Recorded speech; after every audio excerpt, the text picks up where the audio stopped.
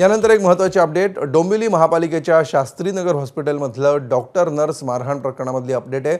आदित्य ठाकरे यांनी रुग्णालयात पोहोचून विचारपूस केली आहे।